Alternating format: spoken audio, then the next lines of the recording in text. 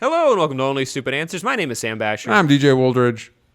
And here today we have something very special for you. We actually got to do an early review for this show a couple weeks ago, which you should check out on this channel. But we are happily here to talk about the first episode of Stargirl, episode 101, titled Stargirl. And I'm very excited. This show has been a long time in the making. Yeah. I feel like the costumes were announced...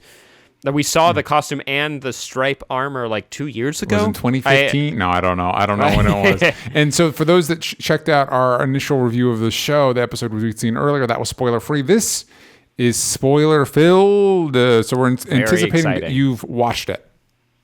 Yes, so buckle up, gang. We got spoilers. I'm going to do my quickie synopsis up top. Yes. I like to do it for these shows. And if you're watching on the CW or on the DC Universe app, hey, we'll take you both. Hope you enjoy. Let's kick it off. The new DC Universe drama series, DC's Stargirl, follows high school sophomore Courtney Whitmore as she inspires an unlikely group of young heroes to take up the legacy of the long-lost superhero team, the Justice Society of America, and stop the villains of the past. In the series premiere episode, Courtney's seemingly perfect life in Los Angeles is upended with a move to Blue Valley, Nebraska, with her mother, Barbara, stepfather, Pat Dugan, and stepbrother, Mike. And she finds herself struggling to adapt to her new town and high school, but when Courtney discovers that Pat is harboring a major secret about his past, she ultimately becomes the unlikely inspiration for a new generation of superheroes. Bing, bang, boom. Can we just talk about the coolest thing I think DC Universe as an app has produced as a piece of content is the opening to this episode. Holy jeebers, look at them peepers. That was one of the coolest. I didn't know they were going to be that epic. I didn't know they could do that. But the Justice Society versus the Injustice League. Or the Injustice Society. Yeah, they really spent a lot of time thinking about that name, Injustice Society. No, it's super cool. And you feel like maybe that was... Obviously, I think we mentioned this in the spoiler-free review that this obviously is very personal to Jeff Johns. The character Stargirl is based off his departed sister. And so it's very near and dear to him, but he also has a big love of the Justice Society. And this feels like part of the selling point, like to really see the Justice Society in action, kicking butt. And well, I mean, not getting their butts kicked actually is really how that equation plays out. And we get to see Joel McHale as Starman in his final moments. And we get to see how much of a threat our antagonists are. The Injustice Society really like kicking booty and taking names. Oh, yeah. I like your self-censorship, by the way. That makes sense. Because we are talking about a younger skewing show. Yes. Which is important to mention up top because there is some violence in this episode. Yeah. I guess the only one is because we're doing spoiler film. Yeah. Starman dying, which is not a surprise because the staff's got to go to somebody. Yeah. It's got to get to her somehow, I mean. And so his, wound is severe. Yeah. And I can't believe ice was the thing to get through. Well, it's funny, and we'll talk about this as we get later. Like it's the icicle is a bigger threat than I initially thought watching this episode. Significantly, he's a significantly bigger threat than I anticipated. I thought there was bigger ones, and there is a literal bigger threat in that we get a sneak peek of Solomon Grundy, which was really cool. Oh, and he looked dope. Yeah. I mean, I don't know. I'm excited because it's a good foil for the stripe armor. Yeah. Having a bigger photo take on head on. And in the end of the episode, just to mention, I'm gonna make sure this is clear for both of us and the audience. We've seen the next two episodes, yes. So I'm going to be self-censoring and not spoil those because they are a treat. Yes, they are they do set up a lot of fun stuff. But I do like that being a foil, like having a larger, heavy hitter character that can go up against the stripe armor. Because once it shows up at the end of the episode, I was thoroughly impressed. Yeah, it looks really good. I feel like it's like a Jurassic Park scenario where they built a model of it, like a scale model of it, or 2-scale model of it, and just for reference. Yeah, because sometimes it's in certain scenes. Yeah, it's in the mechanic shop. Yeah, and it looks like it's there. Yes. And I feel like it's interacted with a lot with other characters, but I'm getting ahead of myself because we only see that at the end of the episode. But so it just feels like that's real. So starting off this episode, seeing Dr. Midnight being taken out, you see Jay Garrick's Flash helmet on the ground. You see, I feel like you see Dr. Fate. There's a couple of them. Basically, the Justice Society is not doing well, and Pat Dugan as Stripesy Yes. is rushing to the rescue with a flying car, which looked pretty cool when it took off. Yeah. Like, no matter, even if it's Agents of S.H.I.E.L.D. or this, like, anytime they do, like, old-style flying cars, it always nice. Looks cool. Always looks cool. Yeah, so Pat is kind of filling the, like, snapper car, one of those, like, unpowered... And kid sidekick, it's Luke Wilson, so it's not a kid sidekick, but that same type of vibe. It was interesting that they established that, like, yeah, the Justice Society, it was been gone for like what, 10 years. And so like the long lost, like, well, they're not that long lost. It's not like, which it was an interesting choice, and I think with some specific decisions they make with Courtney's character, I think. It makes sense, although with some of the ways that they refer to them and everything, it would have made sense if maybe they'd been kind of defunct a little bit longer than 10 years. But yeah, you kind of want... The mystery they do set up is the parentage of Courtney. Yes. Like of who the father is. And I don't want it to be Starman. Same. Yeah. I would like it to be different. I think the show is setting up for it just being a false lead. Yeah. Like I also just wanted to say, really cool seeing Amy Smart in something. Yes. Because I had a huge crush on her when I was a kid, just being honest. If you guys are a fan of Scrubs or Just Friends, the Ryan Reynolds movie, I rewatched that recently. It holds up. Okay. There are some things where it's, there's some jokes where it's like, what's the friend zone? You've never heard of the friend zone? Anyways, let me do an episode on that movie later. We should. We should go back. We should. And how they're connected to Stargirl. Back to the episode. Boom.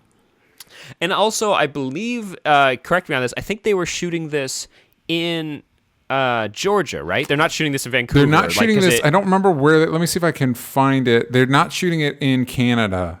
Yeah, and it's nice not to see the Vancouver background for once. It is a DC Universe show that is on the CW. I don't know how the split exactly works when it comes to something like this, but I do appreciate that it just looks different. I thought it was actually going to be set. I knew it was going to be set in a small town. They're in Atlanta. Yeah. There we go. Yeah, cool. And that's cool because it looked really good. Yeah. And I like just seeing a different background. And I thought it was going to be set in LA for a longer period of time because I think in the New 52 they set up Courtney being like based in LA as like a up and coming like teen star, like 17 magazine, like she's on the cover of that all the time, but she's a superhero. And I like that idea. I do too. She has braces, but I think this is more interesting to me. If we discussed this in our spoiler-free review, because there's a action sequence that's set at a drive-through and Goonies is playing, and this definitely has like drive-in. Drive-through. Sorry. Yeah. It definitely has like an Amblin. Goonies, Gremlins, Back to the Future, those movies that were targeted to a specific audience in the 80s, that it's so weird the way nostalgia kind of eats its own tail because those movies were also built off nostalgia for the 50s. You know what I mean? And so it just kind of like keeps compounding on itself. But anyway, it has that type of vibe where we're following young people, but there's a little bit of violence and there's a little bit of cursing. So like the young kids feel a little bit more adult. They're getting some adult stuff in their thing. And I think that's a really smart, for this particular property and for this particular story, I think that's a really smart direction to go. And I think it gives it a distinct feel and personality that separates it from all the other superhero media we have right now, which is cool. And it's also cool that they're targeting, there's something to be said for like superhero media that targets 30-year-olds like me, 30-year-old white guys like me. But there's a reason it's popular, whatever. But most people got hooked in superheroes younger, and so I'm glad that like DC, they have this show, they're doing graphic novels that are specifically designed to target a younger audience. Like it's good, this acknowledgement that there is an aspect of it that is meant for younger people, is inspiring to younger people, and it's a good way to get them into this wider, exciting world. I agree, and having a strong production behind it as well. The way the show looks, from the abilities to the like sci-fi aspects with like Solomon Grundy and like the flying retro car, and even I think the strongest aspect of that the showrunners should be very proud of is how Courtney and the staff are able to interact with each other. It feels very kinetic. It feels like it is a fictitious sentient. It's very Doctor Strange Cape feel vibes, where it's like it's got a personality a little bit. It kind of talks or like Doctor Who communicates. Doctor Who TARDIS vibes, like. Yeah, but the way specifically she's able to like do like gymnastic moves with the staff, and it's either fluid or it's very solid, and she's able to use it, and it shows how dynamic the fighting can be that I don't think I've ever really gotten as a vibe from the comic, because I don't think you can really show that well necessarily in that medium, or not. That, of course, she's a comic book character. She works in the medium, but how creative they're getting with this specifically, that it can be more of a solid to like a melee weapon, to being like an energy weapon, can make shields. Like the way they're able to visualize that in this show, like right off the bat, is really cool, and showing that it's dangerous. Yeah. It's a dangerous thing. It's very ambiguous. I still don't really know cosmic staff, what that means exactly. Yeah, and they also, it's interesting that they reference the original Starman as well. There's a lot of like mileage that, if the show does well and it gets multiple seasons, there's a lot of places it can go. And I also, BREC BASSINGER is really great. I think she's everything you'd want from a Stargirl. Like, she's engaging, she's fun, she's a good way to draw in the world. But I gotta say, for me, I really love Luke Wilson as Pat. It's one of those situations where it's like, oh, you're a movie star. You know what I mean? Like, you're a movie star that's in this TV show, and he's got a really great energy, and something we hit on a little bit in our spoiler-free review that we can get a little more explicit here. I don't know how much the show wants me to feel sad for Pat. Because I do kind of. Like, it seems like the Justice Society, he calls them his friends. And Starman even says, you were a good friend, which is really emotionally impactful. I thought it was really well delivered. But that's immediately preceded by, like, listen, we need to give this staff to somebody special. Not you, though. Definitely not you. So it's like, what are the Justice Society's feelings on Pat? You know what I mean? It feels like he's a bit of a doorstop. Yeah, kind of. Yeah, he feels like he describes himself. I think it's in this episode, it's in this episode where he talks about like his importance to the team, and you're like, it doesn't sound like you're that important. It sounds like Starman's really important. Also, just a behind the scenes thing, I read an interview with Joel McHale, and he said he only did scenes with Pat, and so I'm by Luke Wilson. Thank you. And he's like, yeah, I'd love to come back and do more. And I just thinking about that, I was like, oh, that's a bummer that they didn't. He doesn't get to come back and do more. As far as we know, he's trying not to spoil it so far, but maybe he's just talking about the pilot, since it's going to be coming out after you guys are watching this or before. Anywho's, I would like to see more Joe McHale, is what I'm saying, and more of the original Justice Society. But the premise of this show is so solid. The idea that, like, comics forever have been trying to like make the next generation of heroes, and they do work for a while, but then somebody comes in and is like, but what if we didn't, and we made it the old people again? And you're like, you know what, let's do it, let's go for it. But a show sticking to their guns, like, those guys are dead. They're dead as dirt. They're not coming back. It's going to be a new generation, and we're going to set that up. And a lot of these characters, like, it's been teased at that, like Yolanda Montez, who was a Wildcat in the past, and depending on like if you read like Earth 2 or other DC comics, that she's going to be a character in this. I'm like, that's super cool. Yeah, she wouldn't be in anything else. Speaking of characters that have been brought to live action, I did want to talk about that Icicle. Just thinking about it now, was in Smallville. He was in The Flash. He's in this show. He's in Young Justice. He's been on the big screen more often than I thought. Yeah, more than you'd anticipate. Yeah, I think you're right. I think this is a good way to do the. I appreciate what New 52 tried to do with Earth 2, but I feel like in the comic Earth 2 in New 52, but I feel like this feels more organic to the concept of the Justice Society, that they were an old team, and every time they try to resurrect those old fossils into the modern day, it's like, just let them go. You know what I mean? Just let a new generation take on those names, because you're right. Like, we do struggle to bring in new characters, but a way that we found that it sticks is if there's a really good take on a character that's not as popular. Like, I know there are Ted Kord fans.